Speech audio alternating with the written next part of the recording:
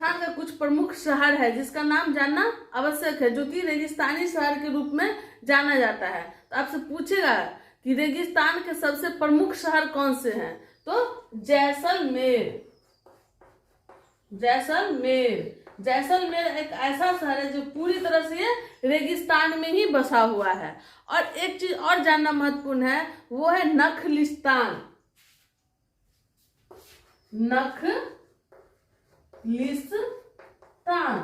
अब देखिए नखलिस्तान किसे कहते हैं।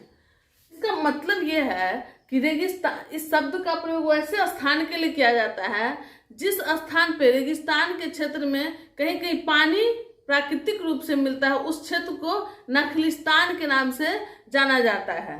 तो अब जानिए कि वहां पे पानी का सबसे ज्यादा दिक्कत है, और उस जगह पे अगर कहीं खास जगह पे कहीं पानी होगा, जैसे क्या, तो कुआं के रूप में कहीं पानी का स्रोत मिल गया, या फिर झरना के रूप में कहीं पानी का स्रोत है, तो प्राकृतिक रूप से ये सब चीज मिलता है पानी, उस स्थान को नखलिस्तान के नाम से जाना जाता है या मरुद्भिद के नाम से जाना जाता है।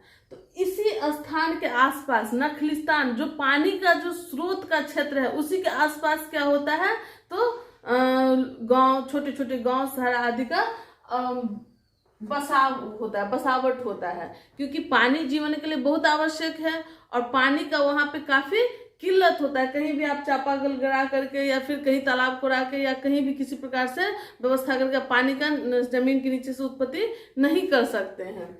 तो इसीलिए वहां जहां पानी का स्रोत होगा उसी आसपास में क्या होता है, जनजीवन का विकास हो जाता है, और उसी आसपास में कुछ पेड़ पौधे उगते हैं। जैसे इस नखलिस्तान के आसपास में आपको खजूर का बहुत ज्यादा पेड़ देखने को मिलेगा, छोटी छोटी झाड़ियां भी, थोड़ा सा हरियाली भी वहां देखने को मिलता है।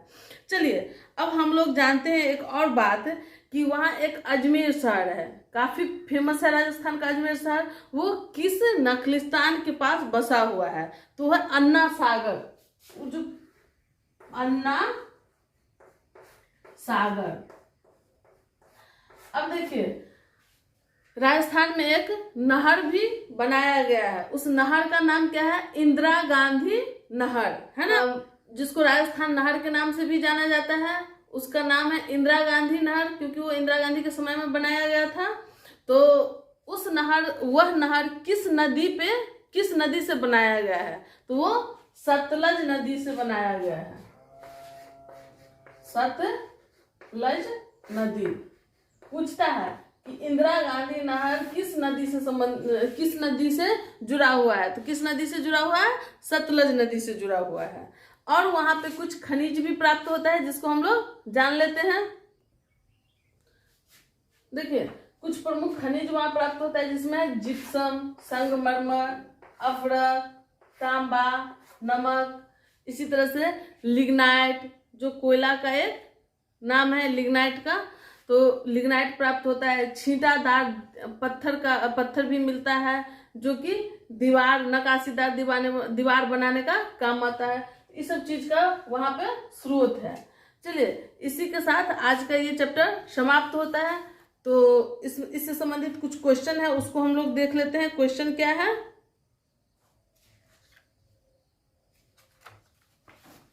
देखिए पूछता है सवाल आप लोग को ऑब्जेक्टिव में कि थार का रेगिस्तान फैला है। तो आपको सबसे पहले ही बताया कि भारत का जो रेगिस्तानी भाग है वो थार कहलाता है, और थार किस किस राज्यों से फैला हुआ है, तो वो है राजस्थान और गुजरात में। साफा कहते हैं, बताए हैं अभी आपको। साफा क्या होता है, जो पुरुष लोग राजस्थान में सर पे पगड़ी पहनते हैं, देखेंगे आप, वहाँ का पगड़ी एक प्रमुख पोशाक है, जिसको क्या कहते हैं, साफा के नाम से जाना जाता है। थार प्रदेश में पाए जाने वाले खनिज हैं। थार प्रदेश में पाए जाने वाले खनिज कौन कौन है, तो इसमें दिया हुआ है संगमरमर, अवरक, जिप्सम, ये सब क्या है, थार प्रदेश में पाया जाने वाला खनिज है। चलिए अगला सवाल है कि नखलिस्तान का अर्थ है। नखलिस्तान का अर्थ क्या है, एक बहुत छोटा प्रदेश, ठंडी जलवायु का क्षेत्र, राजस्थान, मध्य प्रदेश, रेगिस्तान में हरियाली व जल वाला क्षेत्र। तो आपको बताया है कि नखलिस्तान किसे कहते हैं, जहाँ पे जल का स्रोत होता है और वहाँ पे आसपास कुछ हरियाली भी होता है, तो उसको क्या कहेंगे, नखलिस्तान के नाम से जानेंगे। भारत के पश्चिमी भाग में डैश का रेगिस्तान है, तो क्या थार का रेगिस्तान है। रेगिस्तान का जहाज किसे कहते हैं, ऊंट को कहते हैं। राजस्थान नहर किस नदी पे बना है, सतलज नदी पे बना हुआ है। थार रेगिस्तान का मुख्य शहर, आपको बताया थार रेगिस्तान का मुख्य शहर कौन सा है, जैसलमेर है। चलिए इसी के साथ ये सारा चैप्टर समाप्त होता है। अगला चैप्टर अगले दिन पढ़ाएंगे। धन्यवाद।